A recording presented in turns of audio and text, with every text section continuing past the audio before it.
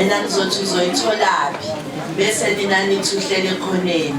Uzoyitholaphi? Uzoyitholaphi? Uma uhlele ekhoneni izinto ayitholakali. Ukuze uyithole ngomgqibelo mabethi othisha woza. Ekseni mabethi othisha vuka.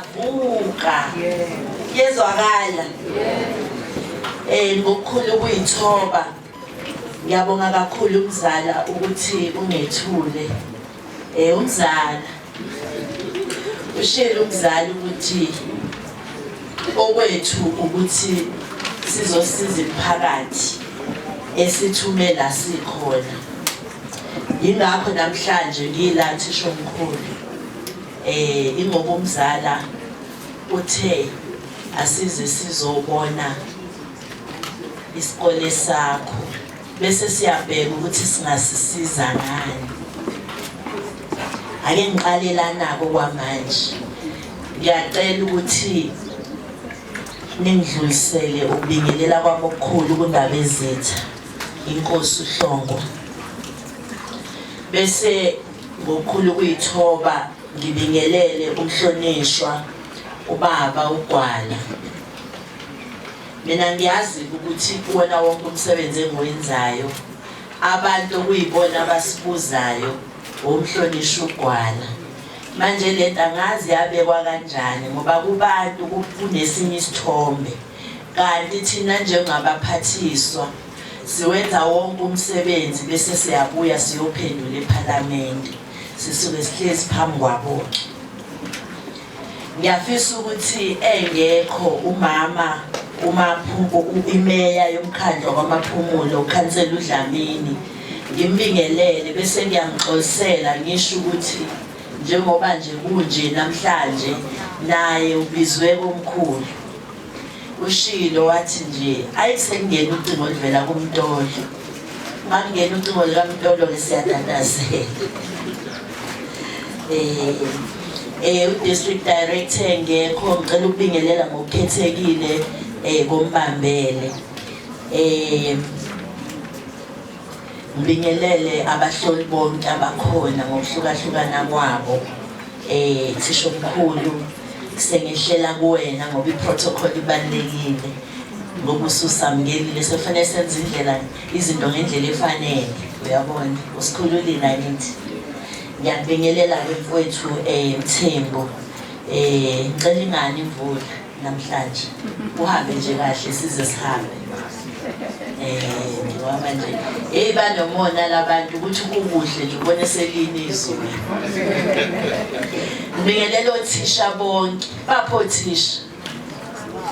Ngicela ubone othisha. Ngicela ubona le genge yethu. Ekhipha odokotela, ikhipha onesi, ikhiphe ama-pilot. Bangakupha ngibaboni. Angifuni laba bafisa ukuba othisha.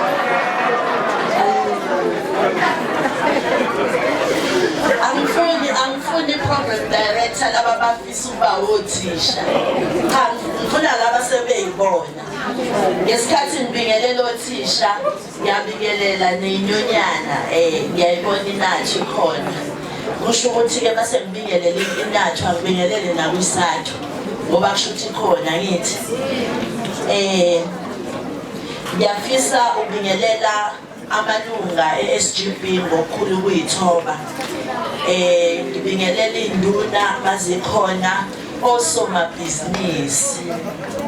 Mfowethu abantu abami lapha phansi ngiyababona nje ukuthi bajabulela ibhodlela bengakafiki phakathi. Indlela elihle ngayo nje liyenza kona ukuthi mawufika efrijini yaseSpa ufisa into ongayiphuza uphuthume bese ubona leli ibhodlela elihle kanjena umani umthathe imarketing. Bantu abami kuyimarketing lokho. Iskill esithize uphuma nebhodlela elihle kanje.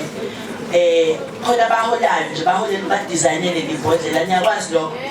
Izinto ofanele nifundeleke lezo.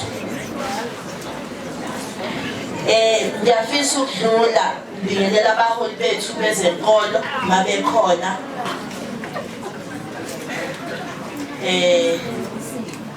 ngibingelele abafundi bethu sanibonani ngibingelela abazali namalungu onke omphakathi akhona Mrs. Gwala ngihlala ngibona nje umzali emuhle kodwa ngeke ngazi ubani umenza abe muhle sengibonile namhlanje siyabingelela kakhulu dadewethu ngiyabingelela kubona bonke abakhona namhlanje ngibingelela abezokuphepha sizizwa siphephile ngendlela eyisimanga bemile nje bengasho ngolutho angithi kodwa simane siphephe nje siyabonga kakhulu ngibingelela noma nalapho ngitshele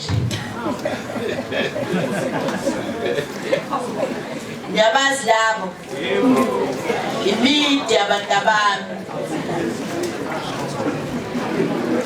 phambili ngemfundo phambili phambili ngemfundo phambili Thisha omkhulu ngesikhathi usamkela uthe abantu abakho baningi ngase ngibona ke mina ukuthi njengoba bebaningi kusho ukuthi ukhona ofanele sisilekelele ngakho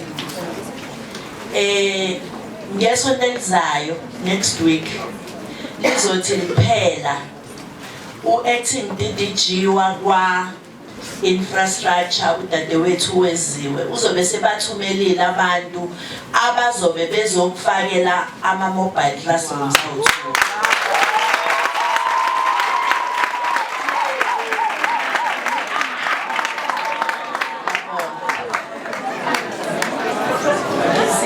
ngithobekile kakhulu ukuthola leli thuba elingayizivele lokuba ingxenye yalomcimbi okuzobuka bungaza ukuphumelela kwabantwana nothisha okuhle kakhulu ngodaba lwanamhlanje Phezukomkhono ukuthi sizokhuthaza ngesikhathi sibabongela amangonyaka odlule kodwa futhi okubaleke kakhulu ukuthi sizokhuthaza nalabo abasayibambile ukuze kuthi makuphela unyaka sijabule sonke siwumphakathi Thisha omkhulu angikho happy ngabantwana abafeyile angikho happy Thisha omkhulu ngoba kunabazali okwathi makuphuma ama results bakhala abanye bebe bejabula ngiyafuna ke abantu abakunazi ukuthi mina njengomphathiswa wezemfundo kwaZulu Natal angijabuli ngisho kungathiwa kufeyile umntwana oyedwa yezwakala na ngakho ke kuma matriculants akhona njengamanje ngiyafisa ukuthi azi ukuthi mina ngazi ukuthi njengoba silalo babugwala namhlanje akekho ozofeyila futhi awukho umuzi ozongajabuli eminye imizi jabuli kezwakala This school has come a long way since obtaining a 48.3% pass rate that we saw in 2016. In 2017, the pass rate was 70.2%, and in 2018, it was 83%. 2016, 48.93% is a failing run. 2017, 70.21. Kwabonakala ukuthi sekunesandla sikababugwala. Siyaqala siyangena. 2018, 83%. Mhlonishwa ugwala, the hard work of the collective, which includes abazali, ubuholi bonke, othisha nabafundi, paid off with a 97.7 pass rate for 2019. Ngicela sishaye izandla.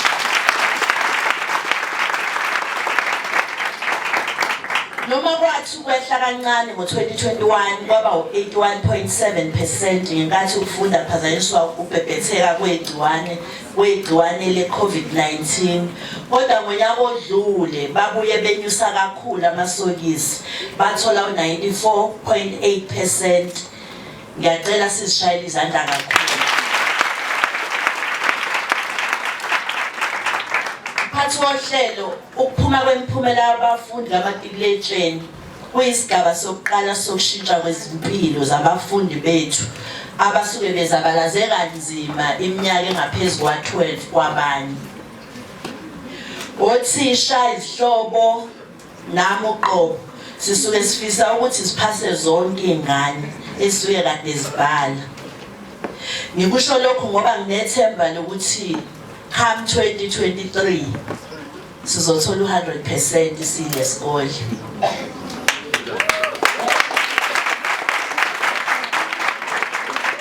Sizothola thisha omkhulu. Ngenze njani nje ku-director bangabe ningawutholanga? Ngifuna ukuzwa ngawo.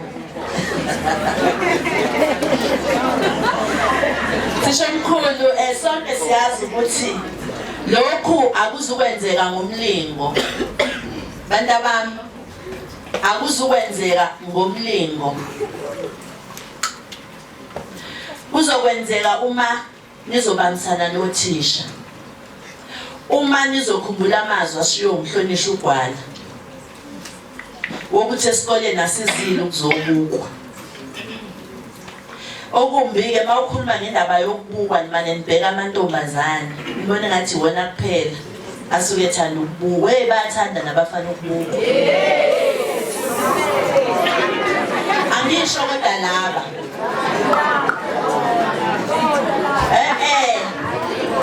angisho laba, ngisho laba abathanda ukubukwa abazokwenza ukuthi pass percentage yethu yehle. Yezwakala. Ngakho-ke ngiyafisa ukusho ukuthi ukusebenza kanzima kwenu nilalele othisha. Yabona-ke abantu abamkhonile ningayazi nina. Ngicabanga ukuthi osopolitiki abantu abathathwayo nje noma ikuphi. Engethula la ubaba uGwala umzala ushilo ukuthi nganguthisha. Kune detail anganinikanga yona. Ngelinye ilanga mase ngibuya director mase ngibuya nothisha omkhulu ngifisa ukuthi bazi labantwana ukuthi nasesikoleni sikhona. Sihambe safikaphi. Khona ngelinye ilanga bezokhuthala. Enye into esuke ibalekile mangabe ethiwa awusitshela ubani lo. Ngoba nina nibona thina nje anazi ukuthi sila sikhona ngoba kufanele. Ngoba silalele abazali bethu, salalela othisha bethu. Akekho umuntu oyinkinga njengomuntu owadlula ukulalela uthisha. Niyangizwa abantu abami? Umuntu nje ohluleke ukulalela uthisha. Nginegama engimbiza ngalo kodwa ngeke ngilisho namhlanje. Ngizwile umhlonishwa bingelela nezihonga zendawo. Angisho lutho-ke. Angisho ukuthi angisho ukuthi ngithini. Ubaba uGwala uzolokhu esondela kunina kodwa okubaluleke kakhulu ukuthi sonke sizosondela okukhulu kunabo bonke.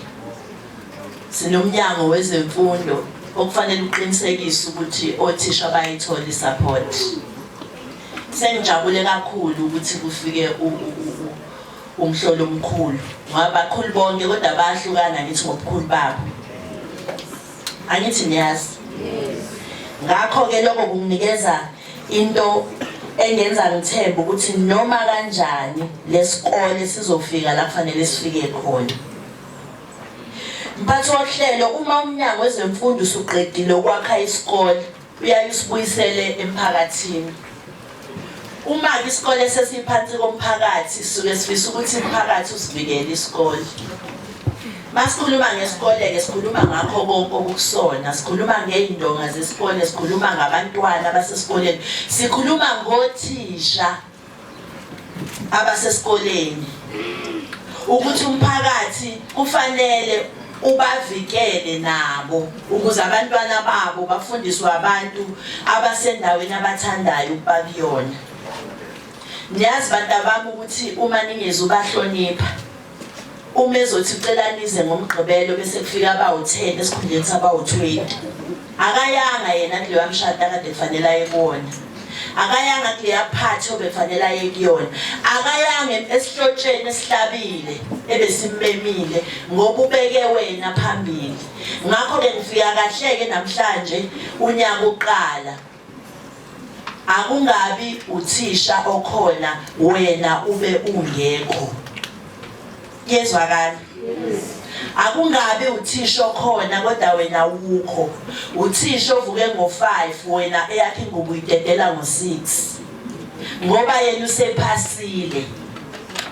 Yezwakala? Ngoba yena usepha. Akekho uthisha ongafundile abantu abami. Inkinga eninayo nje nini ukuthi akekho umuntu engamchomela ngoba akekho uthisha ongafundile, bonke othisha bafundile. Ngakho-ke kusho ukuthi okwakho ukuthi ufunde ngaphezulu kwabo. Ukuze ufunde ngaphezulu kwabo ukulalela bona ngesikhathi bekufundisa ukuze uqhubekele phambili ukwazi ukuthi ngelinye ilanga uyofunda ngaphezulu kwabo. Angazi-ke ngisalindile umuntu oyongitshela ubani into yokufunda ngaphezulu kwathisha.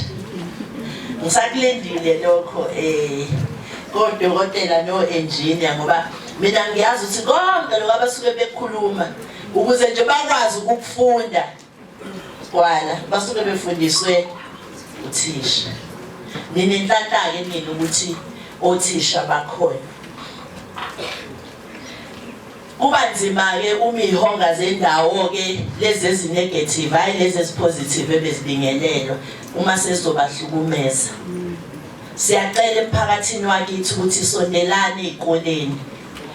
Siyacela ukuthi laba bakhona emini around isikole babe lehlo babheke esikoleni ukuthi hayibo ifunani le moto ngoba sijwayele esikoleni.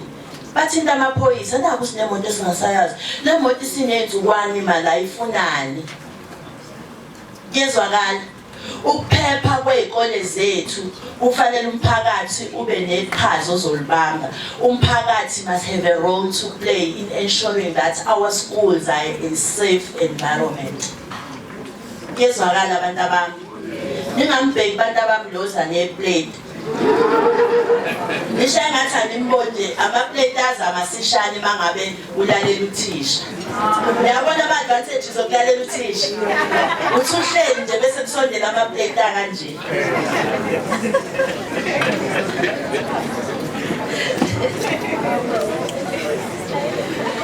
Mphathi wohlelo siyabonga kakhulu nakulabo bazali abaya bathima ngaba abantwana bethu befuna ukuzofunda la babavulele ukuthi bakwazi ukuthi basondele ukuze bakwazi baseduze kwasesikoleni. Siyafisa ukucela kulabo bazali ukuthi labo bantwana enisuke enhleli nabo nibathathe njengabantwana benu. Obuzokubuza kumntana akho ukubuze nakuyena. Awusubuya late kangaka nithi esikoleni kuthiwe nizosheshe nibuye. Namhlanje kwenzekeni? Abantwana bazizwe besekhaya ukuze bakwazi ukuthi bathole abakuzela. Ngiyafisa ukuthi ngikusho lokho. Emabandleni siyacela futhi ukuthi aqhubeke amabandla asikhulekele anikhulekele. Ngesikhathi sizobhala ama-exams bahlonishwa nama-colleagues ami aka-education. Uma ngithi emsakazweni ngiyacela ukuthi nabaholi bezenkolo bakhuleke. Ngangithola ama-comments athi awu bangene ngani ngoba ingane ziyafunda akufundiswa ingane. Ngangisho ngoba kunezinto nemimoya okwenzakalayo ukuthi siphazamise esuke idinga olunye uhlelo lokuthi kudilwe nalo. Yezwakala? Lolo hlelo laziwa abanikazi balo. Uma ukholelwa kwiChristianity njengami usuke udinga ukuthi umfundisi akhuleke kakhulu noma babangolesine nawe ukhuleke. Uma ukholelwa kolunye uhlelo lwezenkolo usuke ubheke labo ukuthi nabo benze kanjalo. Yezwakala? kanjalo kunezinto ezingezenzeke nje ezikoleni ubone ukuthi le sidinga abazokhuleka uyayibona leyo nto ngakho ke bantu abami sewufundile waqeda kunezinto ezingezikhavwe uthisha esidinga ukuthi nabafundisi nje nabaholi traditional leaders zisondele ukusondela nje kokukhosi endaweni esikoleni kuyasenza sihlonipheke uyabona ngoba siyahlonipha ngithi siyahlonipha sonke ubukhosi ngakho akekho umuntu ozogcwanekela endaweni ayazi ukuthi nabakomkhulu kuyenzeka sibabone bengena ngithi uyabona konke lokho sicela egameni lenu ukuthi nenze njani nifunde endaweni eziphephile yezwakala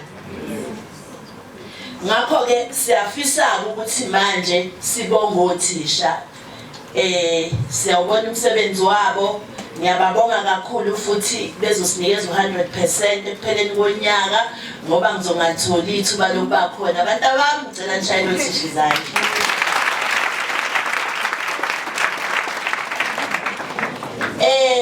ngiyafisa ukuthi ngesikhathi ngisabonga bese ngiyababonga futhi abantu abafana noMhlonishwa uGwala abazi ukuthi izikole zethu ziyawadinga ama role models uku-adoptha kwakho ingane izikole ezintathu kusho ukuthi unezingane eziningi kabi othi mawulele uyicabangele nje ukuthi ungazisiza kanjani okunye kwezinto ezenzakalile namhlanje siyabonga kakhulu ngicela nimshayele izandla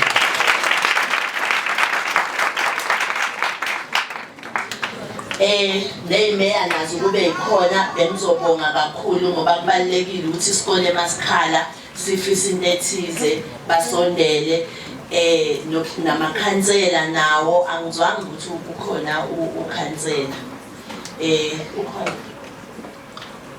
ukhansela wethu siyabonga nakuyena abantu abami nisho ukuthi ngithe ngiyabonga ukuthi manje kufanele niye la niyakhona kufuneka incwadi yekhansela uyaninika niyayithola ngithi kubalekile ngoba ngaphandle kwa incwadi ngeke uthole ayikho into encane emhlabeni ayikho uyama nje uma impela nje uba nje ukuthi yafuneka lencwadi angikhulumi ke abasezingeni laseParliament uma bengadecide nje ukuthi abasiphasisi isabelo sezimali kusho ukuthi ngeke kunyakaze lutho ngeke kunyakaze lutho isazi sefilosofi saseBrazil uPaul Freire wathi ngizoshamazi wakhe waqaphuna imfundo ayishintshi umhlaba kodwa ishintsha abantu abazoshintsha umhlaba unquote imfundo ayishintshi umhlaba kodwa ishintsha abantu abazoshintsha umhlaba ngamanye amazwi kusho ukuthi nihleli nje la nine-responsibility yokuthi nifunde ukuze ngelinye ilanga nizoshintsha le ndawo yakamaphumulo ngendlela ethize niyayibona leyo nto kuyisicelo sami ukuthi uma senisebenze kahle nafunda naba osomabhizinisi nifane nabaka-Aquila ningakhohlwa la nivela khona niyangizwa abantu abami ubuye nawe uzothuthukisa la ngasekhaya ungalokhu ufika ngeweekend usuzoqhoshela abasethu awu ngiyashintsha namanje soshintsha kanjani ngoba unosishiyile niyabazi abantu ohlala eGoli afike ngomhla ka-23 December afike sethi awu namanje akakashintshi uzoshintsha bani ubani ozoshintsha ngoba wena udecide ukuhamba wayohlala eGoli ngakho ke ngiyanikhuthaza namhlanje ukuthi nazi ukuthi nine-responsibility yokuthi nibuye nizolungisa indawo yenu angifuni niye ukufunda ngiyafisa ukuthi nginitshele abantu abami ukuthi uma niqeda uMatric nizoya kuma-universities uhulumeni okhona njengamanje uyanikhokhela nakuma-universities uhulumeni okhona njengamanje unibekele uNSFAS makufika ku-tertiary level. Niyayizwa into engishoyo? Uma uthi awufunda uzothi uhlaleleni. Ngoba into ozoyenza njengafanele ukuthi uyenze ukuthi njengoba uphase kahle kanje bese uye uku-apply kuma-universities. Bese mase kushaya uJanuwari ngonyaka ozayo sesiwakhipha ama-results sesijabule wena u-applyanga. Aba-applyelani othisha abantu abakufundisa nje kuphela bakuphasisa. Uma bekwenza lokho ngicela nibashayele izandla ngoba kusiya umsebenzi wabo.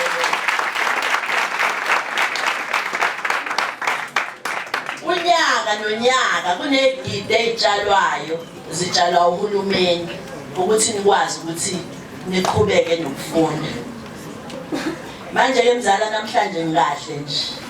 Ngikhuluma nje kahle uyabona. Anguchazi nokuchaza lo hulumeni uholo bani. Ngithulele nje mzala. Angisho lutho angithi bantu bami.